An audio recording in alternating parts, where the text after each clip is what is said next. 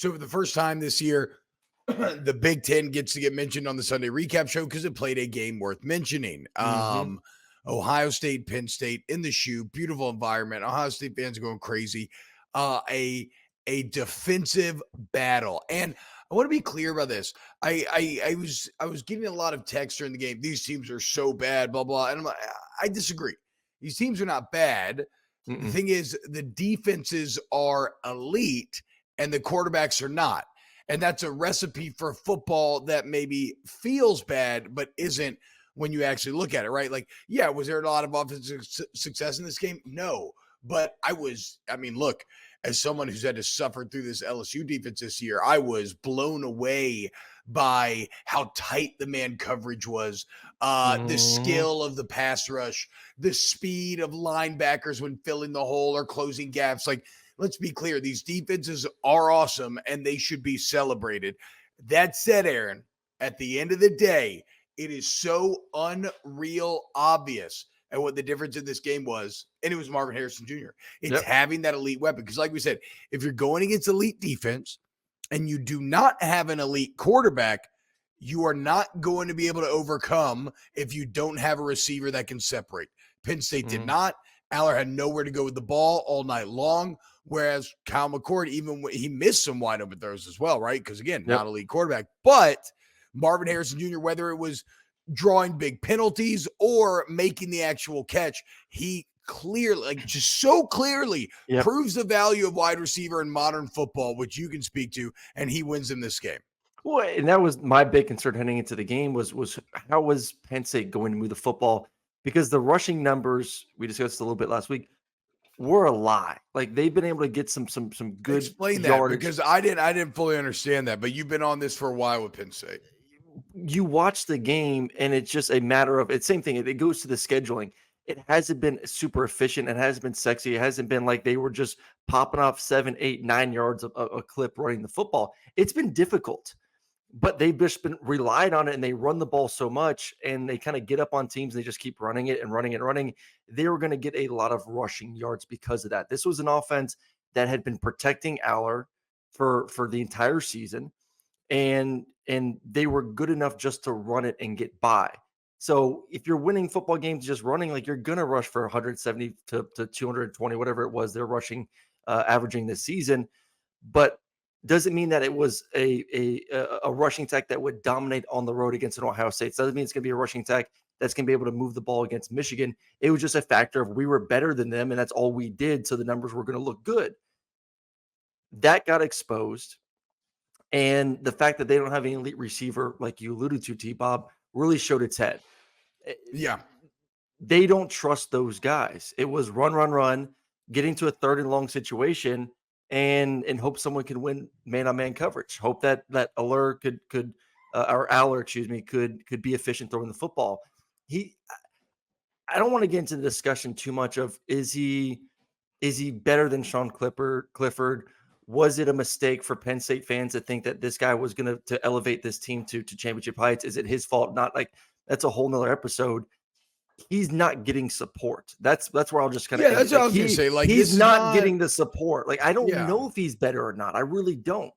He this is may be. not He some may sort not of be. condemnation of Aller. Now, clearly, at this point in his career, I do think it's a step back from Clifford, but again, that was like, show me the quarterback that would have had success yesterday, right? Because the only guys that I feel good about are the elite ones. But like even like you saw Michael Penix Jr. and that Washington offense show yesterday, and they have elite receivers and they couldn't get anything going, right? So like Aaron, you can speak to this. To my fat man lineman eyes, it just didn't look like anything was open. They're Ever. not. They've been open It all was year. it was It's been like blanket that all year for Penn coverage State. the entire time, like just nowhere to throw the ball. And give credit to Ohio State. Like this is a good defense. It's a really good defense. This is a defensive football team this year. Plain and simple. Like that's just who they are. That's their identity. And then you got Marvin Harrison Jr. as your receiver on the other end. So like give them credit for stepping up at home and playing really well. But you watch Penn State, go back and watch every single game this season. There is a lack of explosiveness from from the Aaron's receiving been telling position. us. Aaron's been saying They this. don't He's been have calling it. them. They just And don't remember, have it. they led the Big Ten in scoring coming into this game. Something like 43, 45 points a game. They're actually ahead of Ohio State.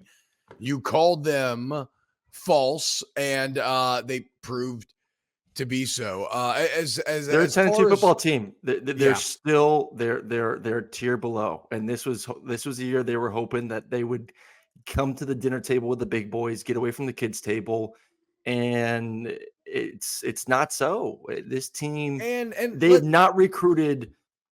They try to go the Michigan route of trying to get physical and play great defense and be able to dominate the line of scrimmage. They're the poor man's version of Michigan. They're not as dominant up front as Michigan is. They're not running the ball extremely well. And then you lack the playmakers on the outside. You're not going to win these type of ball games. And then Ohio State has made an effort these past 2 years to try and re-identify who they are and what they do. yeah. They've done that. They are more physical at the line of scrimmage. Offensive line still trying to get going the run game, but at least on defense, like they are. This is a team that understands that we have to play better defensively. Their second-year coordinator is doing a hell of a job right now. Guys have bought in. They're able to get after the quarterback. They're able to play tight man-to-man coverage, and you can still at times win with some offensive playmakers. Well, and let's talk about the game itself for a little bit because I think James Franklin comes off really soft in terms of the philosophy that he was setting right before half to be in the red zone and on 3rd and 6 to run it instead of trying to get the first down, instead of trying to score and go win the game, to run it to make it 10-6. At that point, you knew Penn State was done. There's no killer instinct. There's no None. aggression. That was some pussy shit.